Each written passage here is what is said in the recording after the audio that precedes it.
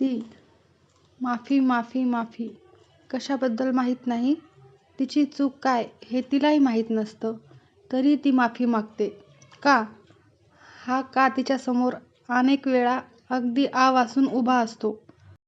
का तर तिला नातं टिकवायचं असतं आणि त्यासाठी ती नेहमी कमीपणा घेते, त्याचा अहंकार जपते. ती अन्याय सहन करते म्हणून कधी तिचं अंतर्मन धिक्कारते, कधी तिचा स्वाभिमान दुखावते, तर कधी न केलेल्या चुकीसाठी माफी मागते, तर कधी केलेल्या गुन्ह्याला, झालेल्या अत्याचाराला माफ करते.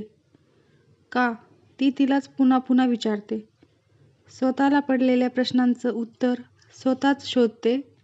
बरेचदा मन बंड पुकारतं, पण कधी समाजासाठी, तर कधी आईवडिलांची पत जपण्यासाठी, तर कधी मुलांच्या भविष्यासाठी, तर कधी ती कमवती नाही म्हणून, तर कधी फक्त स्त्री आहे म्हणून, तर कधी तिचं त्याच्यावर प्रेम असते म्हणून, तर कधी वाटतं त्याचंही तिच्यावर प्रेम आहे म्हणून, तर कधी असे असंख्य कधी तिच्यासमोर फेर धरतात.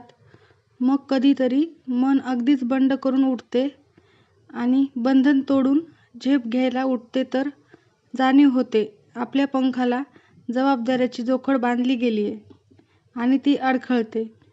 अनेक जबाबदाऱ्या तिच्या नजरेसमोर फेर धरून नाचतात.